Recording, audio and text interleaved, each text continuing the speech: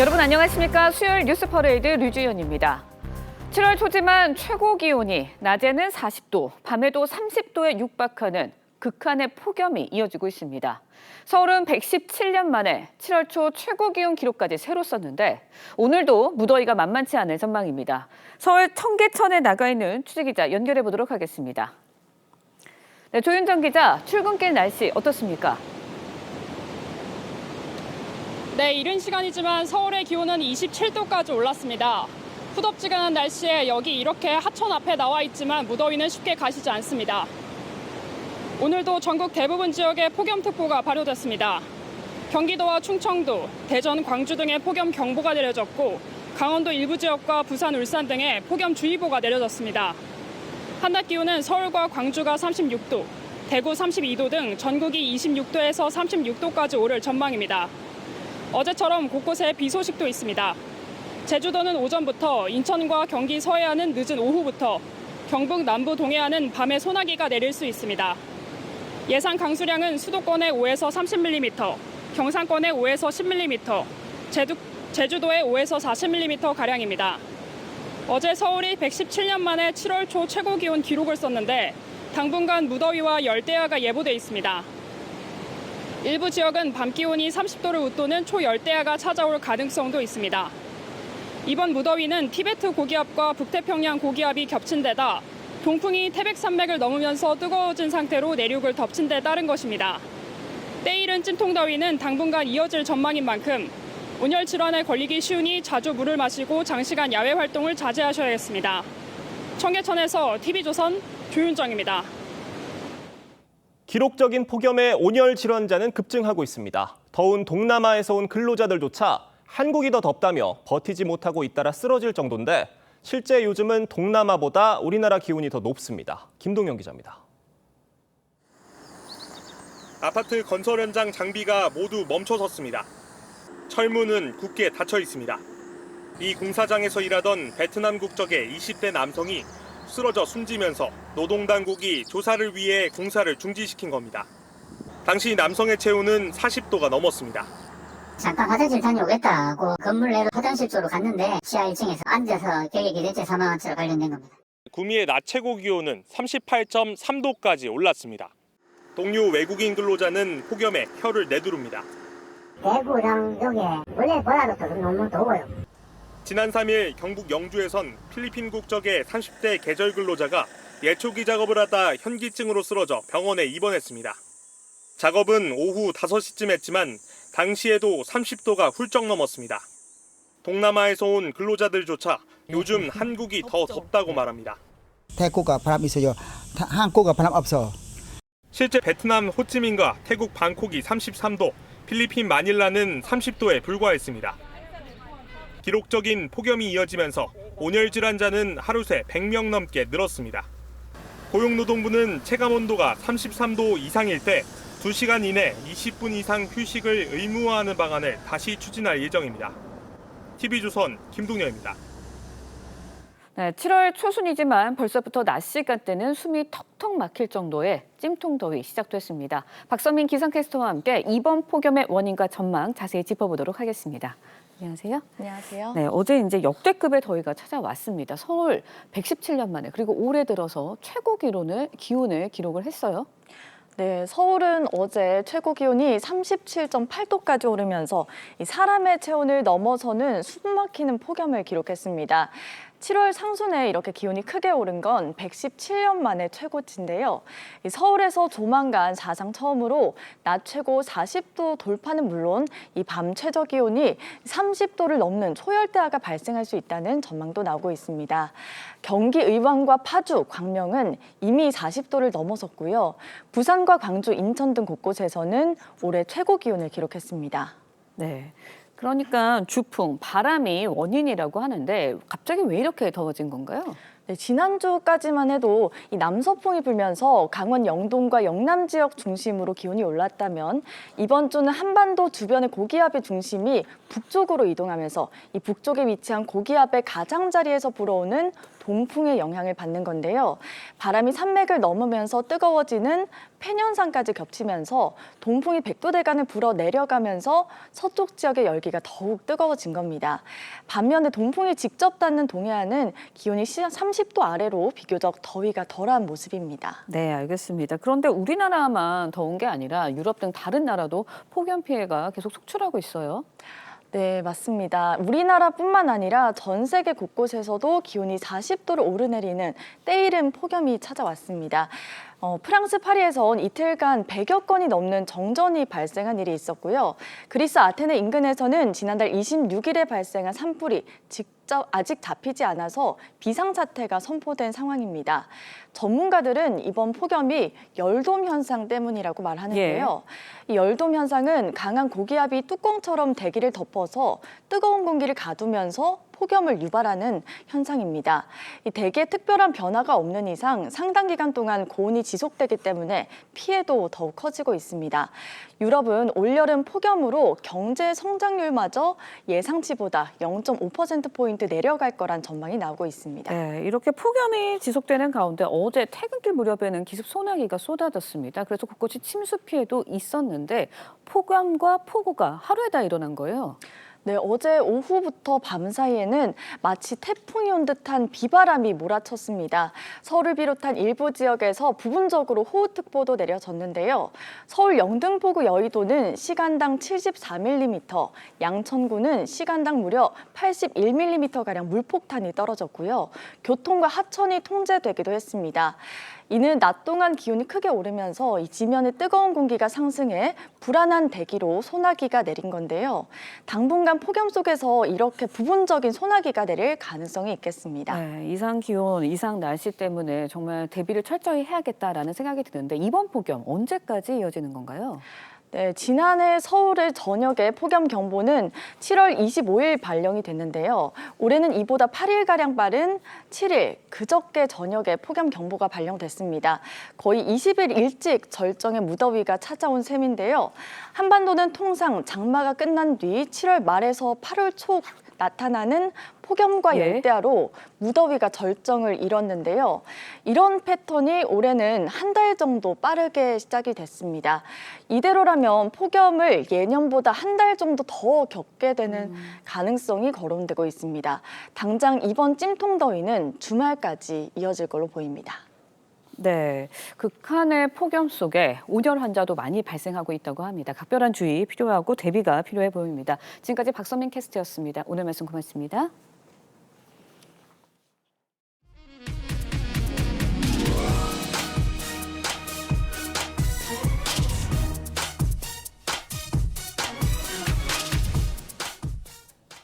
윤석열 전 대통령에 대한 구속영장 심사가 오늘 오후 서울중앙지법에서 진행됩니다. 법원 주변엔 찬반 집회가 예고돼 경찰은 경비 인력 2,000명을 배치해 대비할 방침입니다. 취재기자 연결합니다. 박재훈 기자, 윤 전 대통령 재구속 여부 언제쯤 결정됩니까? 네, 윤석열 전 대통령의 재구속 여부를 가를 구속영장 실질 심사는 오후 2시 15분 서울중앙지법에서 열립니다. 영장 심사 결과는 밤 늦게나 내일 새벽쯤 나올 것으로 보입니다. 윤 전 대통령은 3월 8일 법원의 구속 취소 결정에 따라 석방된 뒤 123일 만에 재구속 기로에 서게 되는데 오늘 법정에 직접 출석해 대응할 방침으로 알려졌습니다. 영장 심사를 받은 뒤에는 서울중앙지검이나 서울구치소에서 결과를 기다리게 됩니다. 내란 특검팀은 사흘 전 66쪽 분량 구속영장 청구서를 법원에 제출했는데요. 체포영장 집행 정지와 사후 계엄 선포문 작성, 비화폰 기록 삭제 등 총 5가지 혐의를 적용했습니다. 내란 특검법에는 관련 재판을 중계할 수 있는 조항이 있지만 특검 측은 이번 심사에선 생중계를 신청하지 않은 것으로 파악됐습니다. 실질 심사가 이루어지는 서울중앙지법 인근에서는 윤 전 대통령 구속 찬반 지지자 양측 수천 명이 참석한 가운데 집회가 열릴 것으로 예상됩니다. 경찰은 양측 충돌 등 만일의 사태에 대비해 총력 대응에 나섭니다. 서울경찰청은 약 2,000명을 배치하고 불법 폭력 행위에 대해서는 무관용 원칙으로 엄정 대처하겠다는 방침입니다. 보도국에서 TV조선 박재훈입니다. 민주당은 오늘 국회 법사위에서 검찰개혁 4법 공청회를 열고 전문가 의견을 수렴할 예정입니다. 공청회 이후엔 법사위 심사를 거쳐 추석 전까지 법안을 통과시키겠다는 계획입니다. 국민의힘은 긴급 의원총회를 열고 인사청문회 대응 방안 등을 논의합니다. 장윤정 기자입니다. 검찰청을 해체하고 공소청과 중대범죄수사청을 설치해 수사권과 기소권을 분리하는 검찰개혁 4법을 추진하는 더불어민주당. 오늘 오후에는 공청회를 열고 법안 시행 시 부작용과 보완점 등을 논의합니다. 공청회 직후에는 검찰개혁 4법을 법안 소위에 회부해 처리에 속도를 낼 걸로 보입니다. 민주당은 지난 7일 검찰개혁 TF를 출범하며 검찰개혁 속도전에 나섰습니다. 정권을 위한 검찰이 아닌 국민을 위한 검찰을 만들기 위해 검찰개혁을 반드시 완수하겠습니다. 수사 기소의 완전한 분리, 검찰 권력에 대한 실질적 견제. 이재명 대통령이 추석 전 처리를 언급한 만큼 3개월 내 입법을 마무리한다는 계획입니다. 완벽한 제도가 정착되기까지는 한참 걸리겠죠. 그러나 중요한 거는 뭐 그때까지 정리할 수는 있겠죠. 국민의힘은 장관 후보자 국민검증센터를 발족하며 송곳 검증을 예고했습니다. 세금 탈루 의혹과 부동산 투기 이력 등 7대 검증 기준도 발표했습니다. 7가지 항목에 단 하나라도 국민적 기준을 충족하지 못하는 후보자는 그 누구든 공직에 오를 자격이 없다고 판단할 것입니다. 오늘은 긴급 의원총회를 개최하고 인사청문회와 당내 의원을 향한 특검 수사 대응 방안 등을 논의할 방침입니다. TV조선 장윤정입니다.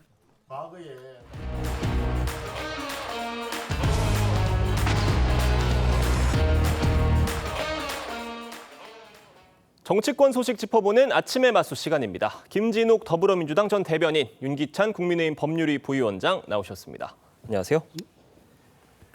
전해드린 대로 내란 특검 수사를 받는 윤석열 전 대통령이 오늘 두 번째 영장 실질 심사를 받습니다. 오늘 오후 2시 15분에 서울중앙지법에서 열릴 예정인데 이 내란 특검이 윤 전 대통령을 소환 2번 만에 영장을 청구한 거여서 그만큼 자신감을 보인 거라는 평가였어요. 어떻게 전망하십니까? 저는 자신감보다는 정해진 수순이었다고 생각하고요. 그러니까 내란 특검의 경우에는 이미 수사가 상당히 진행된 혐의별로 수사를 다시 해야 되는 거기 때문에 외환죄 같은 경우에는 타겟팅을 한다 하더라도 사실 혐의 입증이 쉽지가 않습니다. 그리고 이제 추가적인 피의자 등 뭐 구속 피의자가 나오거나 공범 등을 수사를 통해서 정치인들까지 수사를 확대하는 부분, 이 두 가지 이외에는 사실은 특별히 성과 낼 만한 게 없죠. 그것이 하나 이제 윤 전 대통령의 구속 이 부분만 남은 것인데 글쎄 치열한 법리 다툼하고 구속의 필요성에 관련된 다툼이 진행되지 않을까 이렇게 생각합니다. 뭐 이 시점에 구속영장 청구를 해야 될 만해서 했다 이런 평가셨는데 어떻게 전망하세요? 지금 윤석열 전 대통령에 대한 내란 특검에서 이번에 집중적으로 봤던 부분은 체포 방해 혐의 또 그리고 국무회의에 대해서 적법성, 적절성 뭐 이런 부분들 아니겠습니까?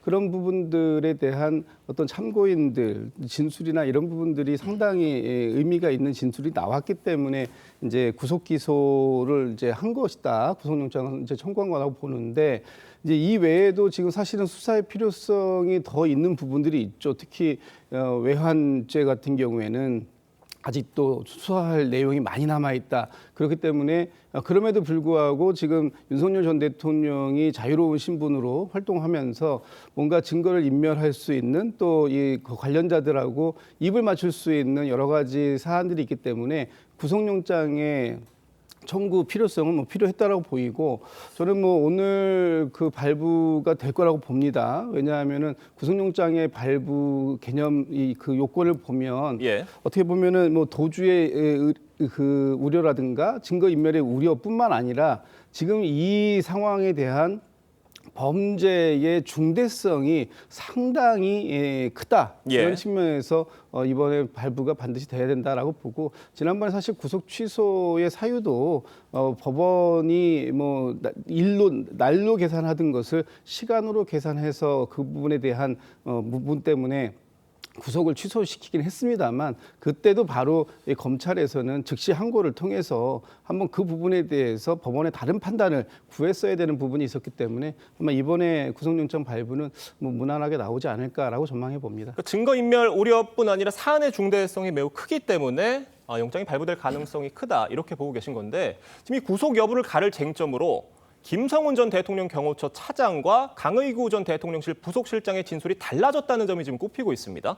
그러니까 이 두 분이 수사기관에서 조사를 받을 때 윤 전 대통령 측의 변호인들이 없을 때 윤 전 대통령이 좀 불리한 진술을 했다가 변호인들이 들어오시면 좀 진술을 바꿨다는 얘기예요. 어떻게 들으십니까? 그러니까 두 사람에 대한 내용이 다른 것 같은데 예. 김성훈 전 처장의 경우에는 이제 그 변호인 대통령 측 변호인이었던 사람 예. 지금 하고 있는 사람이 들어왔을 때는 유리한 진술을 하다가 대통령한테 그다음에 나갔을 때는 이제 불리한 진술을 했다. 근데 어느 것이 객관적 사실에 부합하는 진술인지 모르죠. 특검의 주장입니다. 그렇죠. 예. 그다음에 강의구 실장의 경우에는 이제 원래 검찰에서 하던 진술과 달리 특검에서는 윤 전 대통령 측 변호인이 들어와서 변호할 때는 대통령 측에 유리한 진술을 했다는 것인데 저도 이것도 마찬가지로 어느 것이 객관적 사실관계 부합하는지 모르겠어요. 다만 이 부분이 이제 윤 전 대통령 측에는 불리한 건 맞아요. 증거인멸의 우려가 있다라는 식으로 가기 때문에 다만 이 부분과 관련돼서는 객관적인 증거가 완료됐다면 저 진술 증거가 해당 사건에서 차지하는 소명의 기능 이것이 떨어지잖아요. 그렇다면 저 부분은 판사의 판단 문제이지 검찰이 영장을 청구할 필요성은 없는 것이다라고 판단받을 수도 있어요. 왜냐하면 실제 저 부분 수사가 다 끝난 거거든요. 수사가 끝났으면 구속 수사할 필요성이 없는 거예요. 그러니까 수사 필요성이 없기 때문에 구속할 필요성도 없는 거고. 따라서 그런 부분에 대한 치열한 양측의 공방이 있지 않을까 그렇게 생각합니다. 윤 전 대통령 구속 영장에 한덕수 전 총리도 공범으로 명확하게 적시가 되어 있다고 합니다.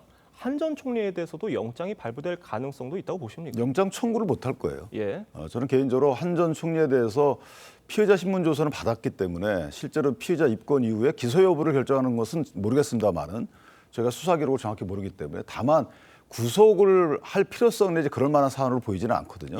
따라서 대통령에 대한 윤 전 대통령에 대한 구속영장 발부 여부와 상관없이 한 전 총리에 대해서 구속영장 청구 자체를 하지 못할 것이다. 그렇게 생각합니다.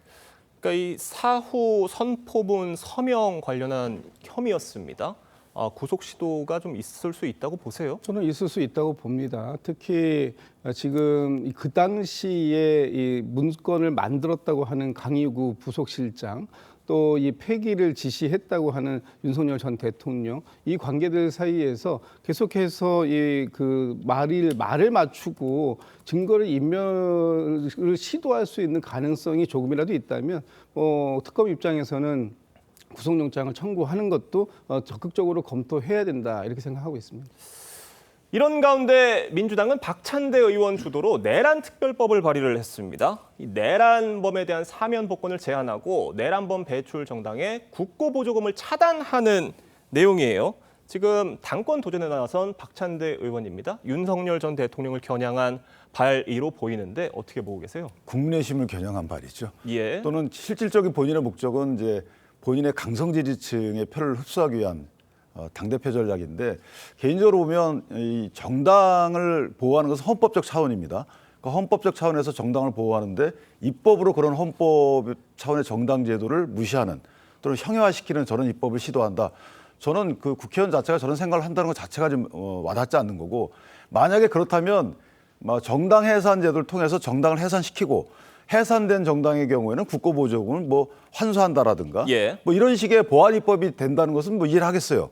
근데 헌법적 판단을 받지 않은 상태에서 국회의원이 입법 발의를 통해서 정당을 형해화시킨다.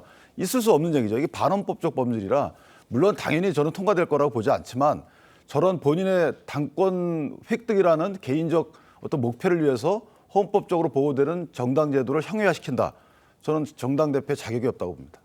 그러니까 국민의힘과 윤석열 대통령 야권, 구 여권을 겨냥한 발의다 이렇게 평가를 해주셨는데 지금 국민의힘에서는 야당 죽이기다 이렇게 반발하고 있습니다. 국민의힘에서 일부 반발할 수 있습니다. 그러나 지금 국민의힘이 그런 얘기를 할 수 있는 어떤 그 자격이 될까라는 부분에 있어서 저는 좀 회의적인데 왜냐하면 국민의힘이 12.3 비상계엄에 대해서 불법적이다라는 얘기까지는 나왔습니다만 여전히 윤석열 전 대통령의 탄핵에 대해서는 반대한다는 입장에 대한 부분을 바꾸지도 않고 있어요.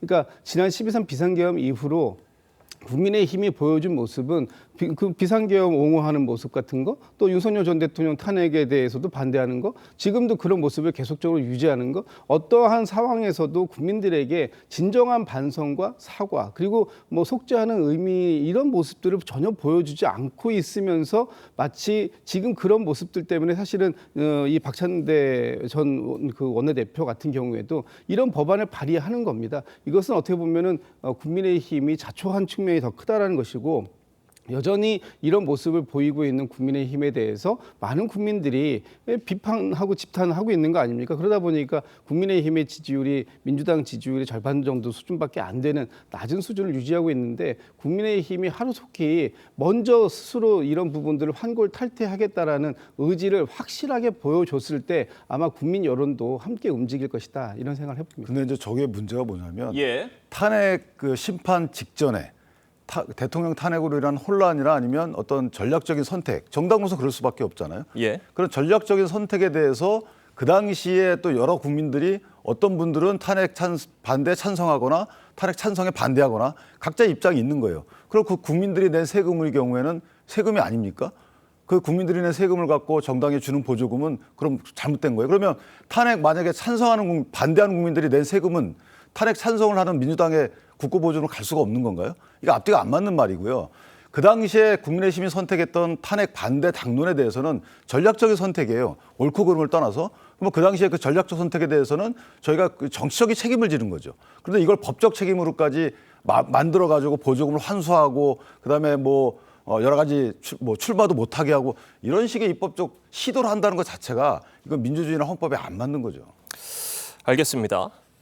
이런 가운데 김건희 특검팀은 공천 개입 의혹 관련해서 첫 강제 수사에 돌입했습니다. 국민의힘에선 정치 보복이라는 반발이 나왔습니다. 야당 목소리 들어보겠습니다. 옛말에 화무 11원이고 건불 10년이라고 했는데 그 칼날이 언제 되돌아올지 모릅니다. 다시 한번 이재명 정권과 더불어민주당에게 촉구합니다. 권력 남용하지 마시고 과잉 수사 하지 마시고 정치 보복 하지 마십시오. 윤상현 전 의원과 김영선 전 의원, 김상민 전 검사에 대한 압수수색이 이루어진 건데 윤상현 의원 소환 조사도 곧 이루어질 수 있다고 보십니까? 근데 저는 저 특검의 압수수색은 물론 법원의 영장을 발부했기 때문에 한 수색이니까 정당합니다. 근데 시점상 보면은 저게 과연 필요했을까라는 생각은 들어요. 왜냐하면 어차피 창원지검에서 2023년도부터 수사를 해왔고 1년간은 늦장 수사라고 쳐요. 그런데 2024년도 11월 달에 거기도 특수수사팀이 발족을 해서 검사 11명이 투입이 됐어요. 그 100여 명의 정치인들 아마 전현직 의원들이 여기다 포함이 돼 있습니다. 60여 곳에 압수수색도 했어요. 그런데 그 팀에서는 윤상현 의원 등에 대해서 압수수색을 안 했거든요. 김상민 변호사에 대해서도 안 했어요. 단 김상민 변호사는 또 소환해서 조사까지 다 했습니다. 그러니까 저희가 알려지지 않아서 그렇지 상당수 의원들이 이미 조사를 다 받은 상태예요. 조사를 다 받고 나서 압수수색을 한다? 앞뒤가 안 맞잖아요. 그러니까 이 부분은 뭔가 보여주기식 압수수색이라고 뿐이 저희가 볼 수가 없고 거기에 국민의힘 정치인이 포함된 부분은 정치 보복으로 느낄 만한 시점상 또는 그 성과가 불분명한 상황에서 저렇게 하는 것은 그렇게 오해를 살 수 있는 여지가 있죠. 이 시점에 이런 식의 압수수색은 과잉 수사다, 보여주기식 수사다 이런 반발인데 어떻습니까? 저는 김건희 특검에서 충분히 해야 할 사안이었다 이렇게 보고 있습니다. 김건희 특검에서 가장 중요한 중에 하나가 뭐냐면 김건희, 윤석열 부부의 어떤 공천 개입 의혹에 대한 수사예요. 이것은 지금 왜 이 시점이냐? 이것이 과연 그 국민의힘에 대한 정치적 보복이냐? 저는 그렇게 생각하지 않습니다. 이것은 지연된 정의일 뿐이다라고 생각하는 것이고 그동안 수사를 진작에 진행해서 이 부분에 대한 진실을 규명하고 관련자를 처벌해야 되는 부분이 분명히 있었음에도 불구하고 그동안 늑장 수사를 했던 거예요. 예를 들면 윤석열 전 대통령의 육성 파일이 공개된 게 벌써 작년 겨울 무렵 아닙니까? 김영선이 좀 해줘라. 당에서 말이 많네. 내가 상현이한테 다시 한번 전화할게. 라고 얘기했었던 그 녹취. 그것이 지금 발견이 되고 확인이 됐으면 당연히 그 관련성이 있어 보이는 사람에 대한 압수수색 강제 수사는 시작이 됐어야 되는 것이 정상적이다. 그런데 그런 정상적인 수사를 하지 않고 이제까지 지연시켜 왔다가 최초로 지금 처음 압수수색을 했다라면 그동안의 이 부분에 대한 늑장 수사는 누가 책임지는 겁니까? 그러니까 검찰이 정치적 행위를 했다라는 했다라고 비판을 받는 거 아니겠습니까? 근데 이게 있어요. 수사라는 게 내가 상정한 혐의자, 내가 상정한 수사 결과가 안 나오면 뭐 이게 부실 수사하고 늑장 수사는 아니잖아요. 그러니까 2024년도 11월부터 특수단을 구성해가지고 대대적인 압수수색 등을 언론에 많이 안 나왔지만 했단 말이에요. 그래서 중간 수사 결과까지 발표를 했어요. 그 말은 뭐냐면 다 해봤는데 이것뿐이다라고 저희가 느낄 수도 있는 거고 정치권의 해석에 따라서는 야 그거 봐 니네 덜 했지 이렇게 느낄 수도 있는 거예요. 그건 나중에 수사팀의 수사 결과에 대해서 분석해보면 알 수 있는 것이고 그럼에도 불구하고 이걸 아직 늦장 수사하겠다라고 해서 특검까지 발족시킨 거잖아요. 그러니까 특검의 저런 압수수색 나중에 보면 수사 결과에 대해서 어느 팀이 맞는지는 밝혀지겠죠. 그러니까 지금 저희가 섣불리 단정적으로 완결성 표현할 필요는 없다 이렇게 봅니다. 제가 짧게 한 말씀 드리면 지금 중간 수사 결과까지 발표했다 이렇게 말씀하시는데 올 2월인가요? 1월인가 2월에 중간 수사 결과 발표했습니다. 원래 이런 정도의 사건이 명태균 씨 게이트 정도라고 이름이 붙여질 정도의 사건이 있었으면 서울중앙지검에서 수사하는 게 맞죠. 근데 이거를 창원지검으로 넘긴 거 아닙니까? 그랬다가 다시 중간 수사 결과가 뭐냐 하면 다시 이 수사는 서울중앙지검으로 넘기겠다라는 게 전부였어요. 그렇다면 그동안 창원지검은 뭐 한 겁니까? 또 서울중앙지검은 뭐 한 거예요? 이제 와서 특검에서 이런 강제 수사를 진행했다고 해가지고 이것을 정치 보복이다 이렇게 얘기하는 것은 과도한 것이다 이런 말씀입니다. 근데 그 원래 창원지검 수사했던 거예요. 선관위에서 창원지검에 고발을 해가지고 그 수사하고 나서 결과 발표 때까지 명태균 씨하고 김영선 등이 다 이미 일부 기소가 됐어요. 그다음에 윤 전 대통령의 일부 녹취록 그 자체가 혐의가 있으면 그 자체로 당연히 수사를 개시했겠죠. 근데 그 자체를 들어봐도 대통령 취임 하루 전인가 이틀 전이잖아요. 그러니까 뭐 공무원의 선거 개입도 아니고 그 자체로 어떤 구성 요건에 해당하는 사실이 안 나오기 때문에 수사기관이 수사를 못하는 거지 마구잡이로 털 수가 없는 거잖아요. 민주당 그렇게 하나요 수사를? 그럴 수가 없는 거예요 수사라는 것은. 단서가 나와야 되는 것이지. 특검 수사에 대한 여야의 입장과 평가가 팽팽히 맞서고 있는 상황입니다. 저희가 진행 상황 잘 지켜보도록 하겠습니다. 다음으로 국민의힘 상황도 짚어보겠습니다. 안철수 의원의 혁신위원장 사퇴를 두고 후폭풍이 거셉니다. 안 의원은 언론 인터뷰를 통해 혁신위원장 사퇴 배경을 직접 설명했는데요. 먼저 들어보겠습니다. 제일 먼저 할 일이 혁신위에서 이번 대선 과정에서 가장 정치적인 책임이 있는 두 분에 대해서 탈당 권고를 할 것이다. 그것이 받아들여지지 않으면 이걸 비대위에서 받아서 윤리위에 제소를 하셔야 되는데 그러실 수 있느냐고 제가 확인을 했습니다. 그랬는데 곤란하다는 답변을 받았습니다. 일단 당 개혁을 이끌었어야 할 안철수 혁신위가 자초된 데에는 당 지도부의 책임이 있다는 지적도 나오고 있는 게 사실입니다. 다만 안철수 의원도 혁신의 진정성이 있었다면 혁신위원장을 받은 지 닷새 만에 내려놓고 또 당대표에 출마하는 모습은 다소 이해하기 어렵다 이런 지적도 나오고 있는데 누가 잘못한 거예요 도대체? 일단 지도부 입장에서 보면 혁신위원회 그 선정권, 선택권은 안철수 혁신위원장한테 전적으로 줬어야죠. 그 부분은 분명히 지도부가 잘못을 한 거예요. 전권 혁신위를 줬어야 된다는 그렇죠. 말씀이시죠? 그러니까 혁신이 구성 권한은 전권을 줬어야 돼요. 다만 혁신안에 대해서는 안철수 혁신위원장이 혼자 생각으로 혁신안을 낸 거죠. 그럼 혁신이 구성이 필요 없잖아요. 혁신위를 구성해서 혁신위원회에서 여러 가지 다양한 논의가 이어지고 당내 여론을 수렴해서 올바른 혁신안을 내고 그 혁신안을 관철시키는 게 혁신위의 활동인데 그걸 본인이 그냥 혁신안을 냈다는 거죠. 두 번째는 자 혁신을 너무 편한 혁신을 생각하신 거예요. 그 혁신 대상자들이 있다고 상정을 하고 그 혁신 대상자들한테 당신 물러나세요. 나 이렇게 할 겁니다. 아 그렇게 하세요. 이런 혁신안은 그 정도 혁신안이면 진작 됐겠죠. 그러니까 이것은 혁신위원장이 혁신위원회에 힘을 받을 때 당연히 지도부가 반대하겠죠. 그렇다면 당원들의 어떤 여론을 형성을 해서 혁신의 동력을 삼거나 뭔가 다양한 전략을 고민했어야 되는데 그거 없이 너무 편하게 하셨다는 거.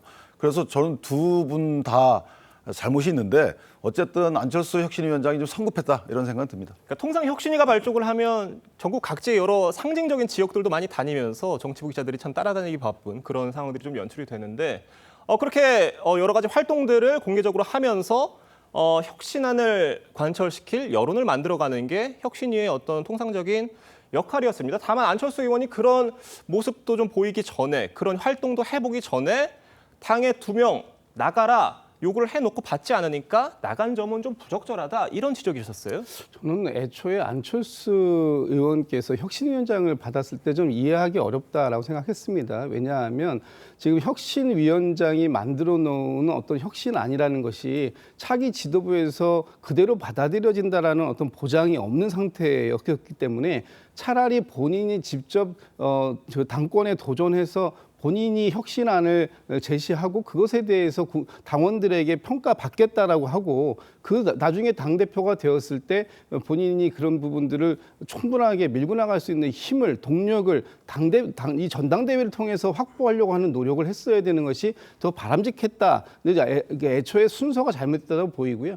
지금 안철수 의원이 혁신을 얘기하는 것 중에 특히 인적 청산 부분이 있는데 혁신은 기본적으로 인적 청산을 기본 가지고 가야 됩니다. 그러니까 당이 변했다라는 모습을 무엇으로 보여줄 것인가 하는 부분에 있어서 인적 청산이 없는 혁신이라는 게 말로만 이루어지고 있는 것이 아니냐 이런 비판이 있기 때문에 당연히 할 수 있는 요구인데 지금 안철수 위원장의 이 혁신위원장 사퇴를 보면서 국민의힘의 정말 구주류 소위 친윤계라고 하는 분들의 높은 벽이 다시 한번 확인이 됐다. 그러니까 이제 뭐 언더찐윤이라는 그런 표현까지 나오고 있는 거 아닙니까? 언더찐윤이라는 게 한 20명 정도의 드러나지 않은 친윤계 인사들이 당을 좌지우지 해오고 있는 상황이라고 하는데 그런 비판에서 지금 안철수 의원의 어떤 비판이 가세되고 있는 부분까지 보면 역시 국민의힘에는 지금 언더찐윤의 높은 벽이 여전히 존재하고 있다라는 모습만 확인시키는 그런 과정이 아니었나 싶습니다. 안철수 의원의 혁신위원장 수락 자체도 다소 이해가 안 되는 지점도 있지만 구주류 세력의 그 공고한 지점들을 안철수 의원이 넘어서지 못하는 당내 상황도 좀 문제라는 지적을 같이 해주신 거예요. 안철수 의원이 당대표 출마를 선언하면서 이제 당원들의 시선은 전당대회로 쏠리고 있습니다. 한동훈 전 대표의 출마 여부가 관심이 쏠리는데 지금 측근들의 만류로 전대 출마를 고심하고 있다고 알려졌어요. 그런데 이 조경태 의원이 출마를 하면서 대표적인 친한계 의원이다 보니까 출마하지 않는 거 아니냐 이런 시각도 있었는데 지금 뭐 들어보면은 여러 가지 아직 판단을 내지 못하신 것 같습니다. 어떻게 보고 계십니까?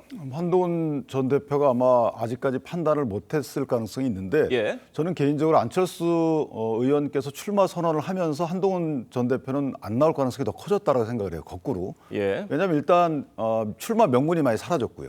안철수 의원이 한 출마 명분 자체가 한동훈 전 대표가 하곤 했던 출마 명분이기 때문에 저는 이제 한동훈 전 대표는 출마 없이 보궐선거 등을 통해서 등원할 가능성이 커졌다라는 생각을 하고 그렇다면 어쨌든 갈등 구도가 선명하게 지어지잖아요. 그래서 그런 갈등 구도 하에서 한동훈 전 대표가 거기에 껴서 상처를 입는 일은 저는 피하지 않을까 오히려.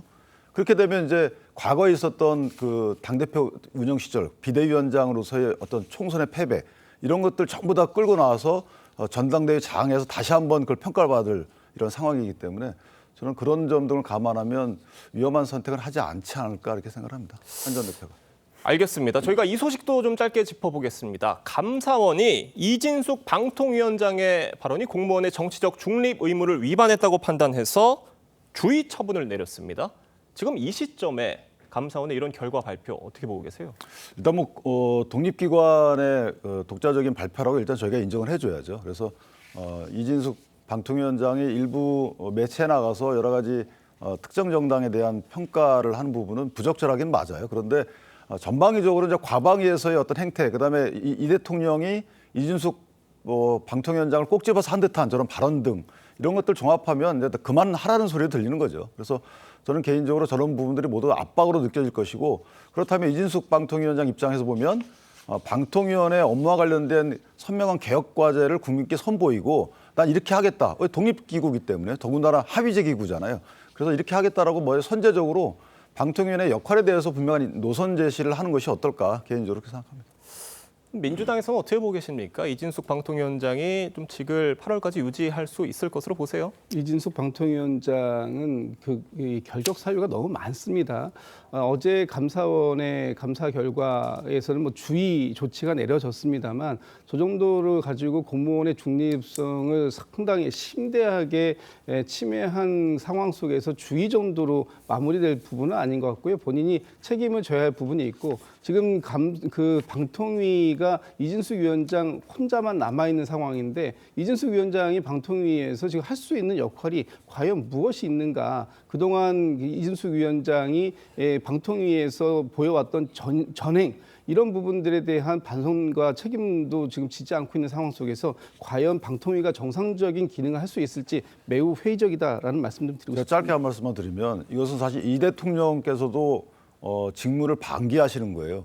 지금 이진숙 방통위원장하고 기싸움하느라고 의원 추천 안 하고 있잖아요. 해가지고 방통위원회 이진숙 방통위원장이 아무리 미워도 방통위원회 업무는 원활하게 돌아가도록 해야 되는 거 아니겠어요? 그런데 그거 지금 여권에서 안 하고 있잖아요. 그 자체가 문제가 있는 것이지 이진숙 방통위원장이 저렇게 버틴다고 해서 그 행위 자체의 문제를 제기하는 것은 저는 뭔가 앞뒤가 안 맞지 않나 이런 생각을 합니다. 알겠습니다. 오늘 두 분 말씀은 여기까지 듣겠습니다. 감사합니다.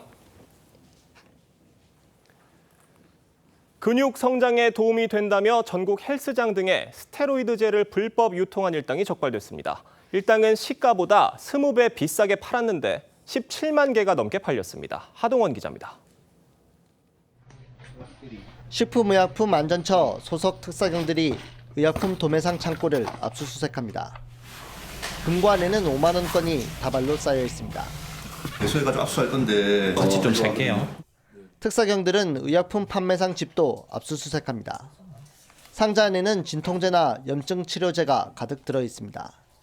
스테로이드 성분이 있어 의사 처방이 있어야만 구매에 복용할 수 있는 전문 의약품입니다. 하지만 이 판매상은 도매상으로부터 넘겨받은 전문 의약품을 전국의 헬스장에 팔았습니다. 이거 맞으면 근육 짧은 시간에 성장하는 그거 아니에요? 40대 도매상으로부터 시가의 2배의 약품을 공급받은 판매상은 구입가의 10배 팔았습니다. 이들은 의약품을 해외 수출한 것처럼 서류를 조작해 단속을 피해왔습니다. 보내는 분 한국 사람, 받는 분 한국 사람인데 조사 결과 이들이 최근 5년 동안 불법 유통시킨 의약품은 17만 개, 시가로는 54억 원어치에 이릅니다. 스테로이드제를 남용할 경우 성기능 장애 등 각종 부작용이 있을 수 있습니다. 근육을 키우면 뭐 당연히 좋다라고 생각하지만 심장에도 부담이 돼요. 그러면 심장이 제 기능을 못 하겠죠. 식약처는 30대 판매업자를 구속해 검찰로 넘겼고 의약품 도매상과 공범 등 3명은 불구속 송치했습니다. 또 범죄 수익금 1억 8천만 원은 압수했습니다. TV조선 하동원입니다.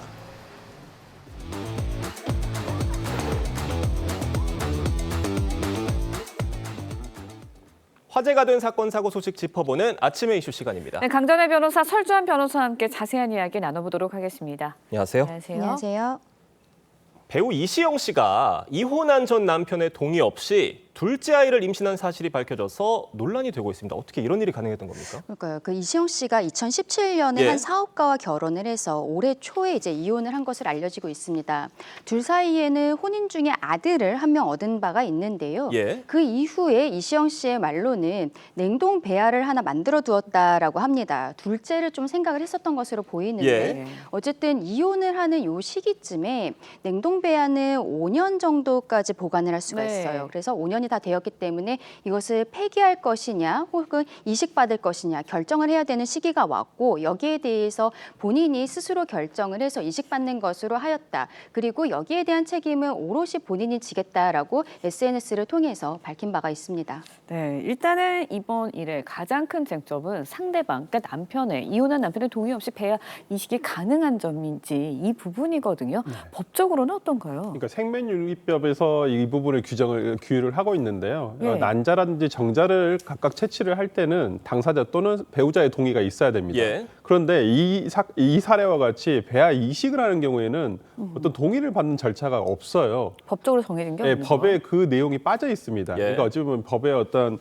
그 사각지대라고 볼 수가 있겠는데 뭐 이 부분과 관련해가지고 이번에 뭐 이시영 씨가 뭐 이런 부분도 아마 검토가 됐을 것이고 병원에서도 아마 이 부분과 관련해가지고 상대방의 동의가 없어도 된다는 부분, 특히나 혼인 중이면 그래도 조금 문제가 덜 하는데 예. 이거 같이 뭐 이혼을 했다거나 아니면 뭐 혼자 계시는 경우에 이거 배아 이식을 한 경우에 이런 부분이 있기 때문에 이런 부분을 조금 이제는 앞으로는 좀 절차적으로 규제를 좀 둬야 되지 않을까. 왜 그러냐면 자칫 대리모 문제가 발생할 여지가 있거든요. 예. 그렇기 때문에 이 부분은 조금 법적 규율이 필요하다고 봅니다. 이시영 씨의 전 남편은 언론사를 통해서 처음에는 반대를 했지만 책임을 다하겠다는 입장을 밝혔습니다. 네.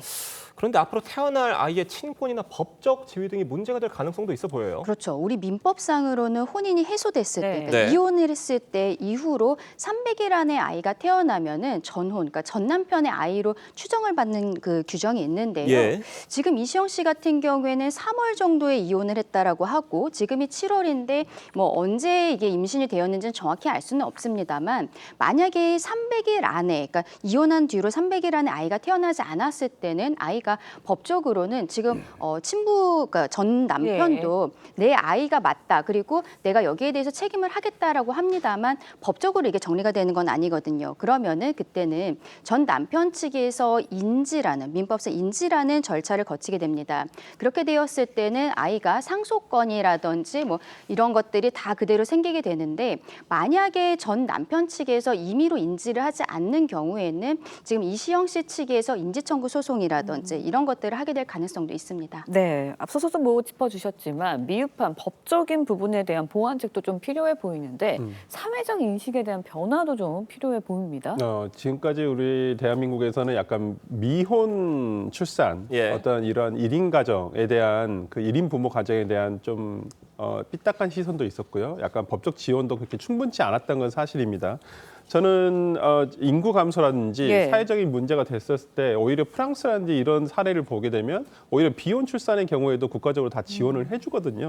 저는 그런 부분에서 이번에 뭐 이시영 씨가 어떤 논란이 될 수 있는 상황이 초래한 것은 사실이지만은 오히려 이러한 것도 인구 감소라는 사회적인 문제를 예. 해소할 수 있는 하나의 방편이 될 수 있다는 부분에서 가족 형태의 다양화라는 부분에서 바라본다고 한다면 저는 이런 사례도 이제까지의 우리 사회에서의 봐왔던 시선보다는 좀 더 폭넓게 봐야 되지 않을까라는 생각을 해봅니다. 네. 알겠습니다. 다음 이야기도 해보겠습니다. 앞으로 초단기 아르바이트생도 고용보험에 가입할 수 있는 길이 열립니다. 구체적으로 뭐가 변하는 거예요? 일단 고용노동부에서 개정안을 발의를 했습니다. 고용보험법 그리고 고용산재보험료 징수법의 개정안을 입법 예고를 한 상황인데요. 네. 가장 크게 바뀌는 것은 지금까지 95년부터 이 제도가 만들어지면서 고용보험의 가입 기준이 월 근로시간이었어요. 근데 이것을 소득으로 대체하는 것으로 이제 개정을 한다는 것입니다. 이게 지금으로서는 월 60시간 이상이 되어야 고용보험에 가입을 할 수가 있는데 초단기 아르바이트라든지 뭐 어떠한 플랫폼 노동자, 프리랜서 이런 사람들은 한 달에 몇 시간을 근무를 하는지 정확한 산정이 어렵거든요. 근데 소득이라는 것은 우리가 명확하게 세금을 낼 때 정리가 되는 부분들이 있기 때문에 소득을 중심으로 해서 고용보험에 가입할 수 있는 자격들이 부여가 되는 것입니다. 지금으로서는 근데 그 소득의 기준은 명확하게 이야기를 하고 있지 않고 고용노동부에서는 경제계, 노동계 이런 데 논의를 거쳐서 시행령에 정확하게는 얼마 이상이 고용보험에 가입 자격이 되는 것인지를 정할 것이다라고 밝히고 있습니다. 네, 뭐 큰 회사나 큰 가게 같은 거에서는 뭐 상관이 없을 수도 있겠지만 그래도 작은 가게, 뭐 자영업자나 카페나 뭐 작은 식당 하시는 소상공인 입장에서는 당장 아르바이트생을 고용을 해야 할 때 재정적인 부담이 더 들어가는 거 아닌가 여기에 대한 우려도 생길 수밖에 없거든요. 네, 맞습니다. 지난해 폐업 신고를 한 자영업 사업자, 개인 사업자가 처음으로 100만 명을 돌파했었습니다. 그만큼 지금 대한민국 경제에서 자영업자가 처한 현실이라는 것은 굉장히 어려운 상황임에도 불구하고 지금 매출도 감소하는 상황에서 단기 아르바이트생의 어떤 고용보험료까지 사업자가 부담을 해야 한다고 한다면 오히려 이런 부분들이 단기 아르바이트를 원하는 단기 아르바이트를 구직하는 분에게도 오히려 피해가 갈 수 있다는 부분이 있거든요. 그러니까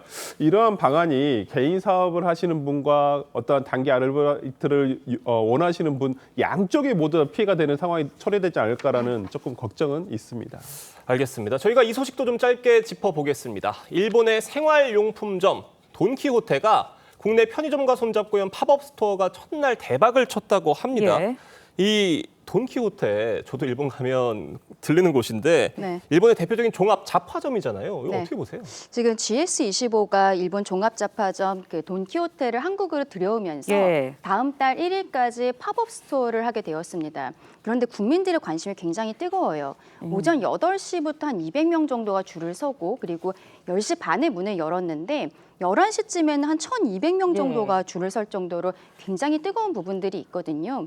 우리가 지금 한국 사람들이 일본으로 많이 여행을 가고 여행을 했을 때 말씀하신 것처럼 돈키호테가 거의 필수 코스가 되다 많이들 보니까 가시죠. 이렇게 팝업 스토어가 생긴 것에 대해서 관심이 굉장히 높은 것으로 보입니다. 네, 일단은 뭐 내수 침체인 상황에서 경기의 침체 상황에 대한 뭐 활력을 좀 주는 수 있는 활로가 아니냐 이런 이야기도 있는데 어떻게 보세요? 네, 그러니까 뭐 지금 내수적으로도 어려움 겪고 있지만은 이런 다양화를 통해서 소비자들의 어떤 선택의 폭을 넓힐 수 있다는 부분에서는 좀 긍정적으로 평가가 될 수 있을 것 같기도 하고요. 그 다음에 해외의 어떤 브랜드가 국내에 들어오는 것도 굉장히 좋지만은 지금 국내 어떤 편의점 업계도 해외로 많이 수출을 하고 있는 상황이거든요. 특히 이제 기존에는 미국이라든지 일본이라든지 이런 곳에 PB 상품을 주로 수출을 했었었는데 최근에는 이마트 입사 같은 경우에는 인구가 1위인 인도 같은 경우에 1호점을 열기 시작했거든요. 그렇다고 한다면 인구가 14억 이상 되는 인도 시장에서 얼마만큼 확장을 할 수 있을 것인가. 저는 이런 부분을 주목해야 될 것 같습니다. 네, 강전의 변호사, 설주환 변호사 두 분과 뜨거운 이슈에 대해 자세히 짚어봤습니다. 두 분 말씀 여기까지 듣겠습니다. 감사합니다. 고맙습니다. 트럼프 미국 대통령이 한국은 자국 방위비를 스스로 지불해야 한다고 재차 강조했습니다. 관세 협상을 앞두고 방위비 카드를 다시 꺼내드는 모양새인데 8월 1일 상호관세 부과 시점도 다시 유예하지는 않을 것이라며 압박 수위를 높였습니다. 이루라 기자의 보도입니다. 지난 대선 당시 한국을 머니머신이라 부르며 10조 원 이상의 방위비 분담금을 압박했던 트럼프 미 대통령. 상호관세 부과 통보서한 발송 하루 만에 부유한 나라 한국이 주한미군 주둔 비용을 너무 적게 낸다고 주장했습니다. We have 45,000 soldiers in South Korea. You know, that's a huge economic development for them. That's tremendous money for them and it's a tremendous loss for us. So 주한미군 규모 2만 8천 명을 4만 5천 명으로 부풀려 말하는가 하면 집권 1기 때 한국이 30억 달러의 방위비 인상에 합의하도록 했는데 바이든 정부가 취소했다고 비판도 했습니다. 트럼프 대통령의 이런 발언은 앞으로 열릴 한미 정상회담에서 무역과 안보를 연계해 유리한 위치를 선점하겠다는 의지로 풀이됩니다. 트럼프 대통령은 관세 협상 압박 수위도 높였습니다. 8월 1일부터 관세가 부과될 예정이며 이는 연기되지 않을 것이라고 못 박은 겁니다. it's always been August 1st. That's what we're paying. It wasn't a change. It was August 1st. 이르면 이달 말 한국의 주력 수출품인 반도체와 의약품 등에 대한 관세율을 발표하겠다고도 덧붙였습니다. TV조선 이루라입니다.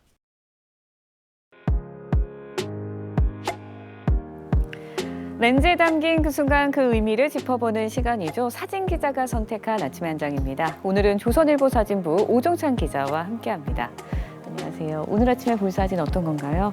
네, 한 골프 대회에서 의족을 착용한 참가자가 신중하게 퍼팅하고 있는 장면입니다. 지금 미국에서는 아주 특별한 골프 대회가 열리고 있습니다. 전 세계 장애인 골퍼들이 참가했는데요. 사진으로 만나보시죠. 이 선수는 군 복무 중에 폭발 사고로 두 다리와 왼팔을 잃었습니다. 또 다른 참가자는 카트에 온몸을 의지한 채 벙커샷을 합니다.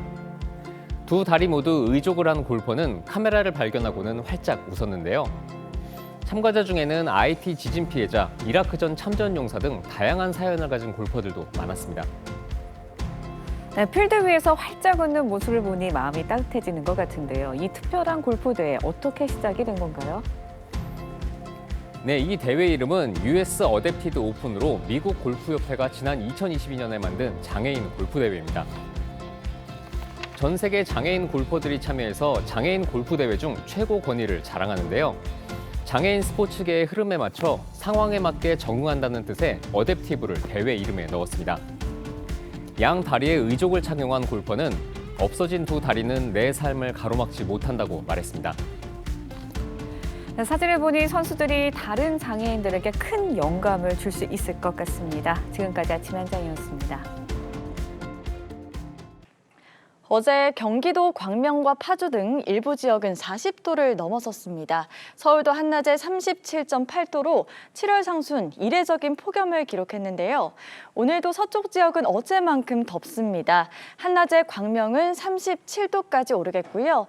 반면 동해안은 한낮에도 포항이 27도에 머무는 등 동해안 지역은 더위가 주춤하겠고요. 폭염특보도 해제됐습니다.